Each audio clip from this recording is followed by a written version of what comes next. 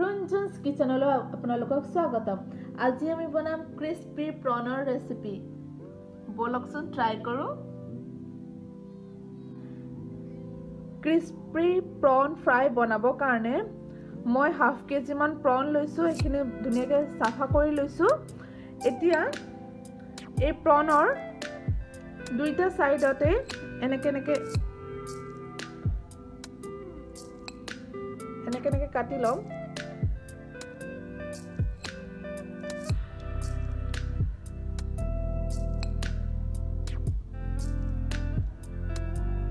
গুটেখিনি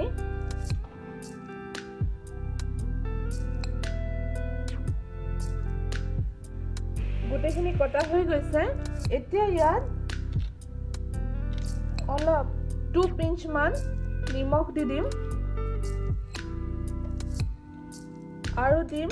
1 চামুচ মান নেমু মই গুল নেমু লৈছো আপোনালোকে যিকোনো নেমু লব পাৰে 1 চামুচ মান ৰস উলাই লব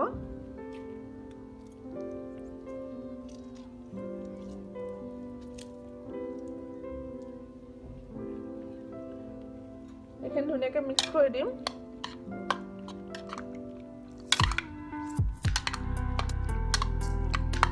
10 পৰা 15 মিনিট মান এনেকে ৰাখি দিম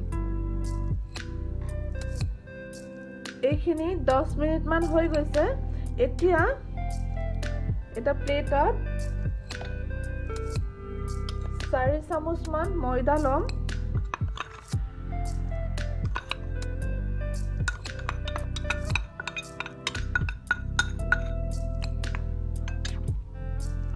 তাৰ পিছত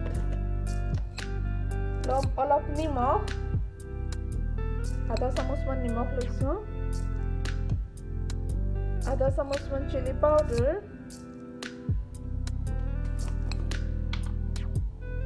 আধা চামুচ মান ধনিয়া পাউডাৰ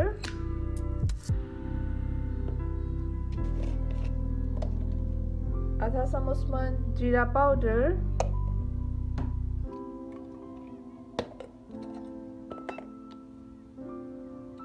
আৰু অলপ হালধি এইখিনি ধুনিয়াকে মিক্স কৰি দিম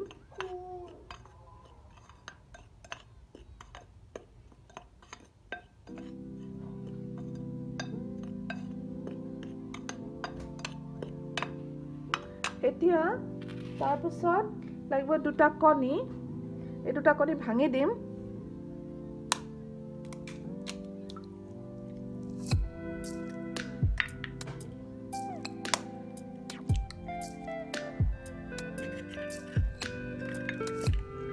এখন ধুনিয়াকে ফেটি লম এখন ধুনিয়াকে ফেটা হৈ গৈছে এতিয়া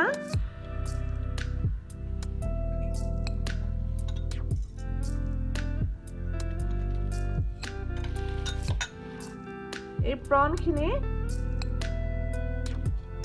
ইয়াত লগাই লম ধুনিয়াকে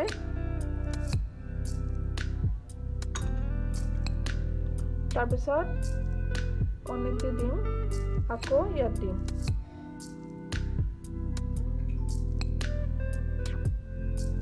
এনেকে গুটেখিনি ৰেডি কৰি লম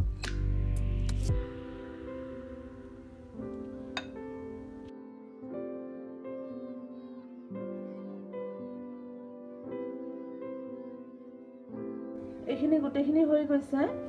এতিয়া গেছত কেৰাহী বহাইছো তাত অলপ তেল দি দিম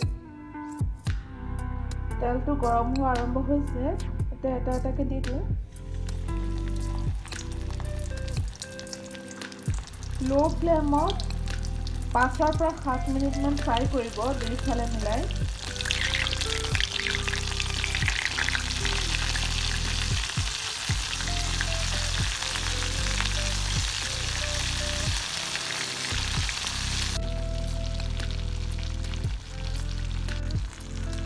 এতিয়া উল্টিয়াই দিওঁ গোটেইখিনি ফ্ৰাই কৰা হৈ গৈছে এতিয়া উলিয়াই লম